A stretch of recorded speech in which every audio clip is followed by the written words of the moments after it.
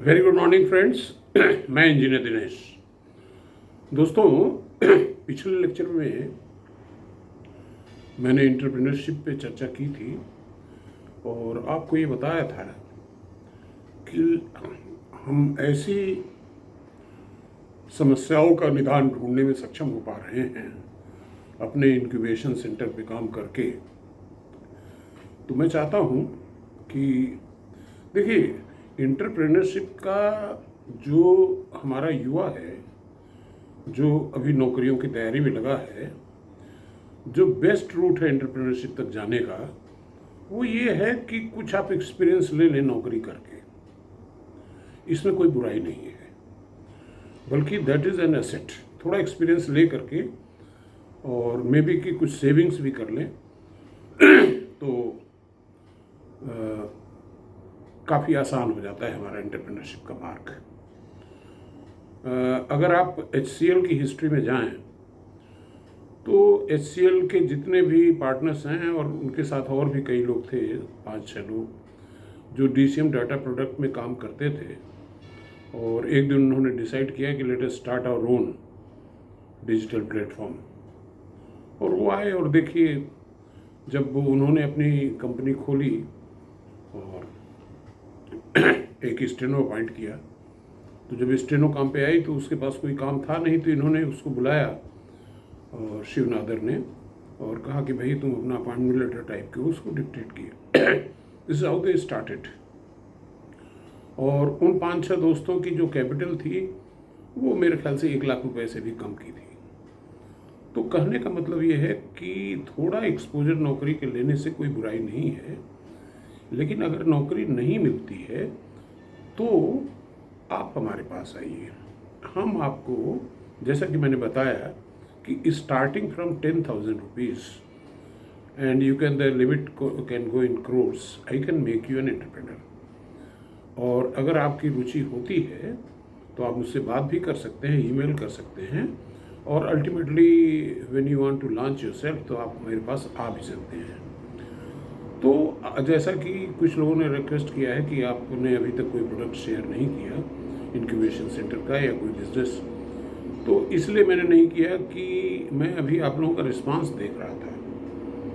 क्योंकि अभी तो फर्स्ट फेज में मैंने आपको UPSC के लिए डीमोटिवेट करने का प्रयास किया कि किस तरह से 99.99% फेलियर वाले प्लेस में हमारे युवा की शक्ति 10 या साल तक बर्बाद हो रही है।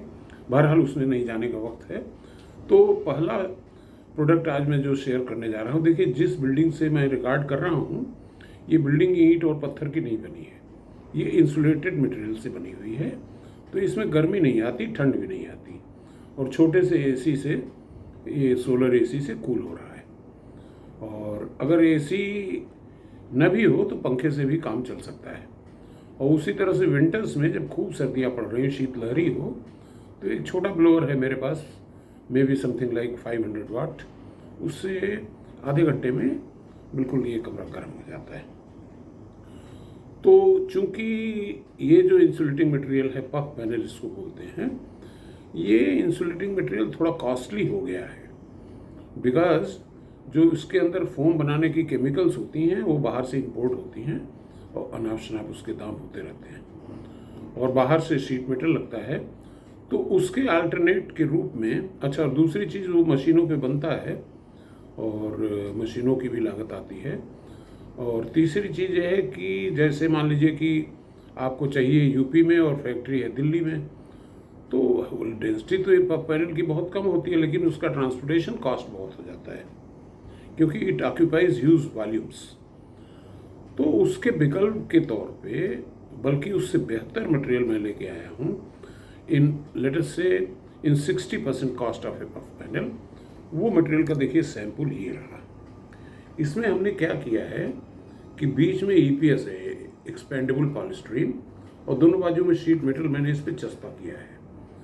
अब ये जो चस्पा करने की टेक्निक है, ये हाथ से ही की जाती है, कुछ वेट रख करके, और इसके बीच में एक ग्लू डाला जाता है, विच इज़ आवर सीक्रेट।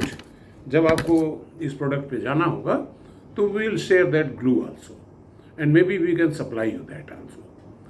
तो इस प्रोडक्ट से दीवार भी आप बना सकते हैं, छत भी बना सकते हैं, और गांव की झोपड़ी या खुले स्थान पे भी इसको बना सकते हैं। सारे रॉ मटेरियल आपको मिल जाएंगे आसानी से, लोकल मार्केट में मिल जाएंगे, और बल्क में चाहिए होगा तो हम लोग भी आपको उपलब्ध करा सकेंगे। इसमें आप ये समझ लीजिए कि इस प्रोडक्ट से अगर आप बिल्डिंग बनाते हैं तो पहली चीज़ तो वो बिल्डिंग आपकी इंसुलेटेड होगी, कंफर्ट होगा, उसमें गर्मी आएगी नहीं। दूसरी चीज़ है, it is very very light weight, भूकंप में ये गिरेगा नहीं। अगर आपके ऊपर गिर भी गया तो कोई चोट नहीं आएगी, क्योंकि इसकी डेंसिटी बहुत कम है, 40 kg पर क्यूबिक मीटर। तो कहने का मतलब ये है कि एक तो कॉस्ट इफेक्टिव है, कंफर्टेबल है, और दूसरी चीज़ सोलर एसी से आपका काम चल जाएगा। अगर गांव में है छोटा सोलर एसी 0.75 टन का लगा लीजिए, वो भी हम आपको मुहैया कराएंगे, मस्ती से रहिए।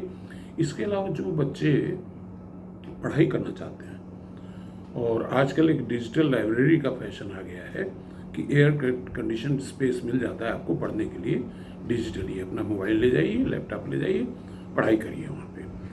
तो ये जो डिजिटल लाइब्रेरी है, इस मटेरियल से 1-2 लड़कों को पढ़ने के लिए बहुत, या 50 लड़कों को पढ़ने के लिए, इससे आप डिजिटल लाइब्रेरी बहुत अच्छी बना सकते हैं। मैं तो कहूँगा कि घर पे स्टडी रूम बना सकते हैं। इसके अलावा अगर आपके पास पक्का मकान है तो 1-2 कमरे इससे बना लेंगे तो it will be very very comfortable living or bedroom. तो इसकी पूरी टेक्नोलॉजी हमारे पास है। मैंने आपको बताया कि बाहर से 2 शीट मेटल चिपका है, बीच में थर्मोकूल है, एज सिंपल एज दैट। तो आज यहीं पे समाप्त करते हैं, अगले लेक्चर में हम दूसरा प्रोडक्ट लेकर के आएंगे। धन्यवाद।